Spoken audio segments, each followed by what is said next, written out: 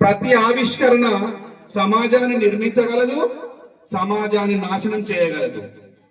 ఆ ఆవిష్కరణలన్నీ కూడా సమాజాన్ని నాశనం చేయకుండా సమాజ నిర్మాణానికి తోడ్పడడానికి ఉపయోగపడినటువంటి వ్యక్తులు ఎవరంటే కవులు, కళాకారులు మాత్రమే.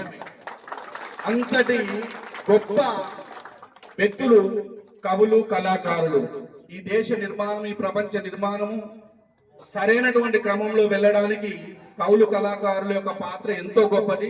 సో అలాంటి అంత గొప్ప కవులు, కళాకారులు మన పాఠశాలకు కలెక్టర్ గారి ఆదేశానుసారము ఇచ్చేసి తమ గానామృతంతో మనందరినీ ఒక శిలలాగా, రాయిలాగా స్తబ్దంగా ఉన్నటువంటి మెదడులను కదిలించి, కాళ్ళను కదిలించి మనందరినీ ఆలోచింపజేసే విధంగా మనల్ని ఉర్రూతలూగించినటువంటి కళాకారులందరికీ, జాంగీర్ సార్ గారికి, అదేవిధంగా సంధ్యా మేడం గారికి, మరి వారి బృందం సభ్యుల పేరు తెలియదు, వాళ్ళందరికీ కూడా పాఠశాల తరపుగా పేరు పేరున ప్రత్యేకమైనటువంటి ధన్యవాదాలు తెలియజేస్తున్నాము.